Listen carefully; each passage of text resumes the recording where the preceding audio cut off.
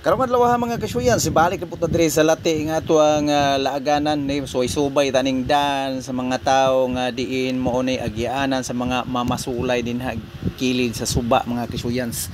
Gikan dito sa tulay maglabang sila nga ripadung tuod kay dinha na sila mo pwesto ana kilid ananday nga kung asa landong yung kayo basta buntag mga kasuyans. Unya mo ni ang ako ang suruyanan kaniadto atong makita diha unya di nanta igo nanta sa paglataw-lantaw to kay bawal naman tadi mosulod kag gipangkural na mag barbed wire mga kasuyans. Mao na diha ang ako ang laaganan kaniadto unya kasagaran po na kong mai-vlog unya mo nang update diha sa tulay ug sa sapa anang tulay diha nga gihimo sa kasamtangan o kanang sa atbang kanang dike nga ato ang sapa tan-awa ang atong sapa lubog murag chocolate og color nya ni subay na may ngadtos tumoy padong tungod kay tuay na masul dito puta mulantaw sa iyahang gibuhat dito kung sa iyahang mga nakuha nya moglingkod-lingkod puta magmuni-muni samtang magpahangin o magpa-relax-relax aning kilid sa sapa. Yes! Muni ang hitsura dihas na masul mga kasuyan sa mga kabataan po akong kauban perti pong mingawa og hilom kay silang nanagtan-aw dito sa masul. Wa gyud po sila lihok-lihok o way saba-saba tungod kay ako silang gibawalan nga bawal magsaba-saba. Nya pagkataon-taon ning subay mingadto padung tumoy kay among gilahos gini nga tumoy unsa nay mga hitsura o mga katikaran dito tumoy ani nga dike mga kasuyans. Dapit na gini siya dito sa may ending po dito sa tulay sa may coastal road. Muni siya ang tumoy ani mga kasuyans. Kanya naguna ang mga kabataan samtang ako nagsunod. Na sila po dito nagsigila po sila ga chill lang po sila inistoryahan nga to padulong ginwis tumoy ani mga kasuyans among gisubay ani og among gilantaw dala update sa ilahang mga gipang trabaho diya sa atbang og dinhipod mismo sa atuang gitungtungan mga kasuyans. Ug unya naabot na mi sa plantasyon sa utot-utot.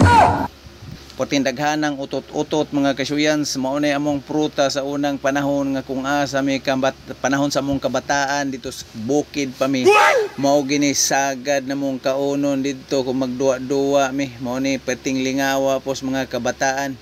Naignoy gyud sila og pangutana sa kuwag unsa na siya. So ako silang giingnan nga mo nay amo ang dulaan sa unang panahon nanguha sila mga bunga og ilahang gihimong dulaan.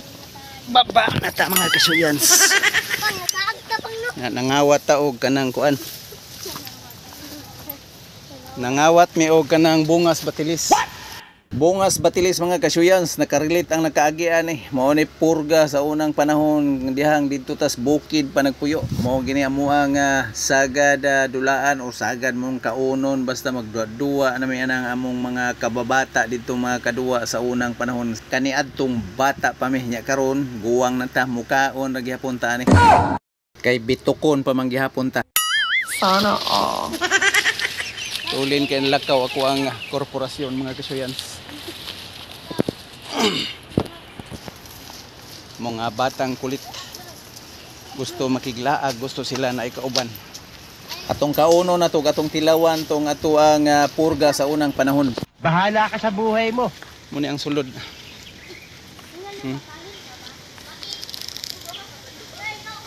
Muna ang sulod mga kasuyans.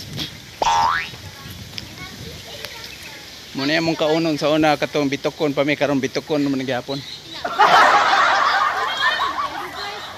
Mo ni literal nga one hand luyag kaagi oy.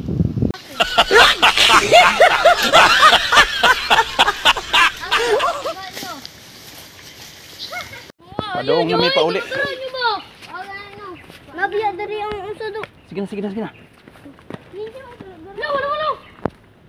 Walo. Wani. Dapat ni. Oy. Padong na may manguli. Nagkauban ako ng mga kuano, mga tikiting, mga kulit. Og mao kadto ang mga aktibidad nato karong adlaw hangtod ugma og hangtod sa sunod higayon natong panag-uban. Daghan kayong salamat sa inyo nga makanunay yung pag-uban sa akong mga video, sa ako ang mga update sa matag adlaw, aktibidad sa matag adlaw. Daghan kayong salamat. Sana all.